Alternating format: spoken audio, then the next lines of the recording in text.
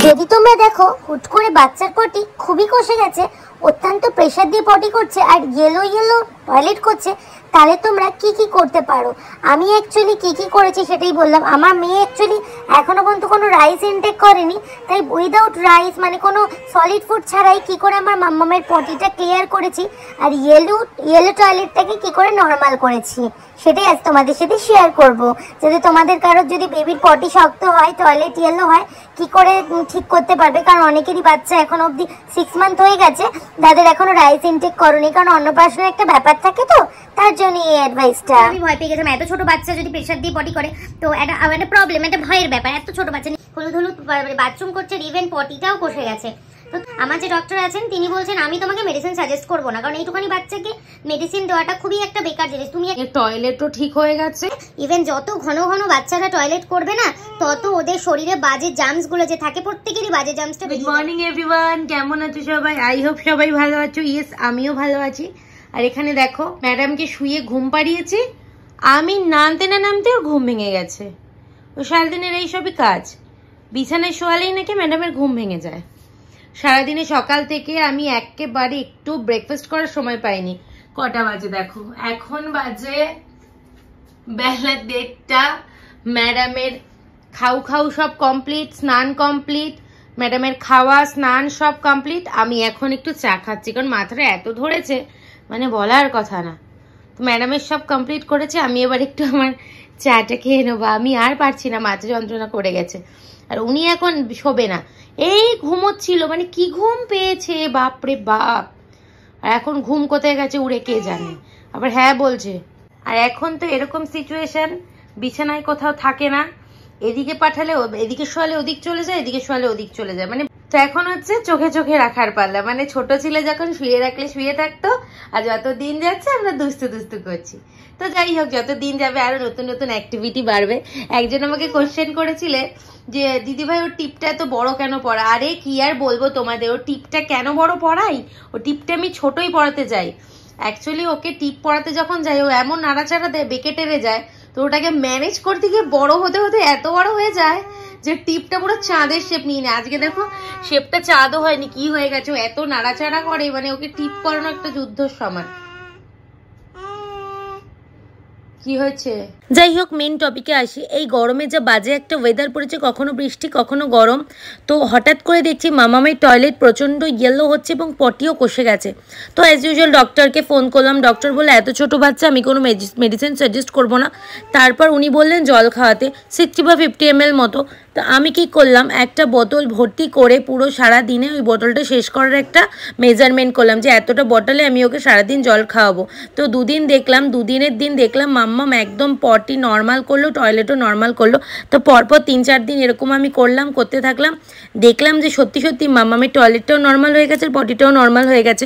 Actually মাম্মামকে এখনও কোনো রাইস বেসড কিছু সলিড খাওয়ানো হয়নি, কারণ মাম্মামের এখনও মুখে প্রসাদ হয়নি, তার জন্য দিতে পারিনি। যারা খাওয়াচ্ছ তারা আয়রন খাওয়ার ইউজ করো, তো পটি কষে গেলে আয়রন ইনটেক করলে বাচ্চাদের ঠিক হয়ে যায়, আঁশ জাতীয় কোনো খাবার। বাট মাম্মাম যেহেতু এখনও মিল্কের ওপরেই চলছে, তো তার জন্য মাম্মামের জন্য খুব টাফ হয়ে যাচ্ছিলো যে কী করে পটিটা ঠিক করবো। তো 6 মাস পর থেকে তো জল দেওয়া যায়। তো সত্যি কথা বলতে জল যে জীবন, জলের আরেক নাম যে জীবন, সেটা অ্যাকচুয়ালি সত্যিই তাই।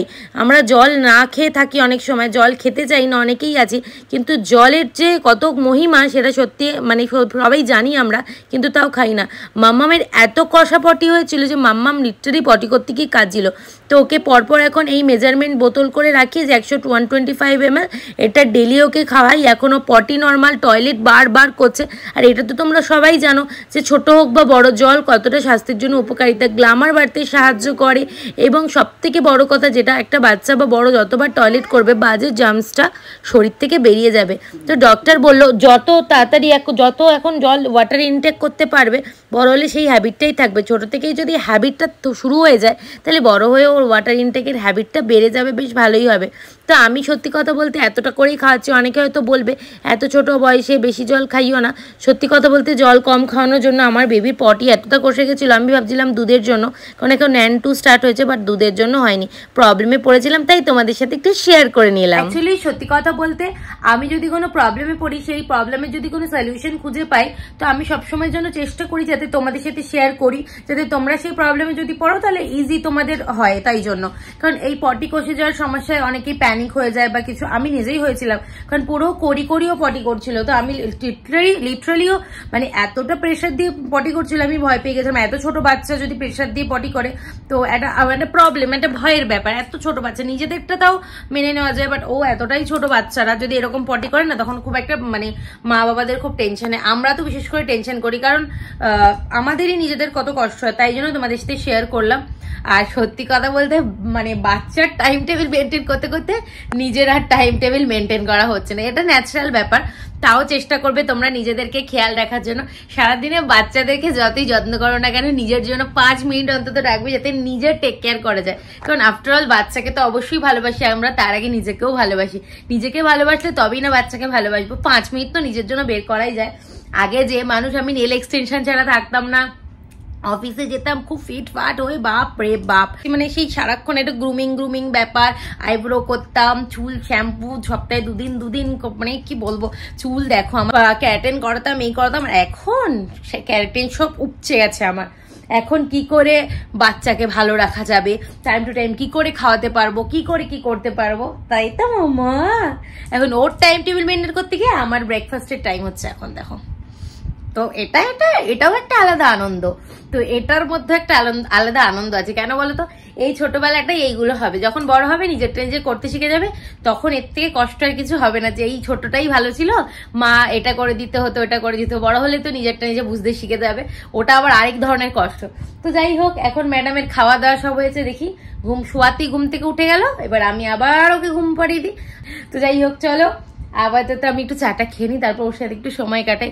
ফোন তো অনেকেই ঘাটতে পারবো, তাই না? এইটুখানি সময়টা, মানে এই সময়টা চলে গেলে আর ফিরে পাবো না। তাই সবাইকেই বলছি, তোমরা রিল বানাতে পারবে, ইউটিউবে ভিডিও বানাতে পারবে, সব করতে পারবে, অফিস যেতে পারবো, সব করতে পারবো। এই সময়টা চলে গেলে আর ফিরে পাবো না। তাই বাচ্চার সাথে যত কমিউনিকেট করতে পারা যায় না, তত বাচ্চা তোমাকে বুঝবে, তত বন্ডিং ভালো হবে। বাচ্চার সাথে যতই সময় কাটাবে, বাচ্চা তোমাকে দেখে ততটা বুঝবে, তোমার সাথে আরো সময় কাটাতে ভালোবাসবে, তোমাকে দেখলে যে হাঁপিয়ে আসবে। এটা নর্মালি মাকে দেখে করবে, বাট যত বন্ডিং ক্রিয়েট করা যায় আর কি, এই সময়টা তো আর ফিরে পাবো না, সব ফিরে পাবো। তো চলো আপাতত এর সাথে একটু খেলাধুলা করে নিই। সো ভিডিওটা ভালো লাগলে লাইক, কমেন্ট, শেয়ার, সাবস্ক্রাইব করে দিও। আর ফেসবুক থেকে দেখলে ফলো করে দিও। অ্যাকচুয়ালি আমি এই প্রবলেমটা ফেস করেছিলাম, তাই ভাবলাম তোমাদের সাথে শেয়ার করেই দিই, যে বেবির শরীর ডিহাইড্রেট হয়ে গেলে, পটি কষে গেলে, আমরা মা বাবারা নিয়েও তো অনেক টেনশন করে থাকি, তাই যাতে তোমাদের টেনশনটা একটু রিলিজ হয় সেটাই চেষ্টা করা। তো চলো আজকের জন্য এতটুকুনি, টাটা। আমার আর মাম্মামের তরফ থেকে লাভ ইউ।